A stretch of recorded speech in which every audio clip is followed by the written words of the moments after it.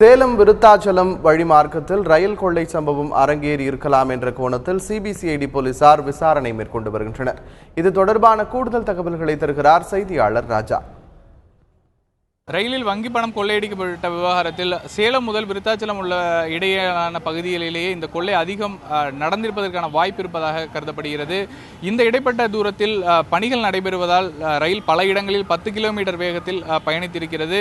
வழக்கமான நேரத்தை விட அதிகமான நேரம் இந்த பகுதியில் அந்த ரயில் வந்திருக்கிறது. எனவே இந்த பகுதியில் கொள்ளை சம்பவம் அரங்கியிருப்பதற்கான வாய்ப்பு இருப்பதாக அதிகாரிகள் தரப்பில் நம்பப்படுகின்றது. கொள்ளையர்கள் உள்ளே இருந்து சென்னையிலும் வெளியேறியிருப்பதற்கான வாய்ப்பு என்ற கோணத்திலும், அதாவது சேத்பட் பகுதியில் வெளியேறியிருப்பதற்கான வாய்ப்பு இருக்கலாம் என்ற கோணத்திலும் விசாரணை நடைபெறுகிறது. குறிப்பிட்ட பெட்டியை எப்படி உடைத்தார்கள் என்பது தொடர்பாக அந்த இரண்டு வங்கிகளைச் சேர்ந்த அதிகாரிகளிடமும் தொடர்ந்து விசாரணை நடைபெற்று வருவதால் இந்த கொள்ளை சம்பவத்தில் தேவையான தகவல்கள் கிடைத்திருப்பதை அடுத்து விரைவில் குற்றவாளிகள் பிடிபடுவார்கள் என்ற நம்பிக்கையில் காவல்துறையினர்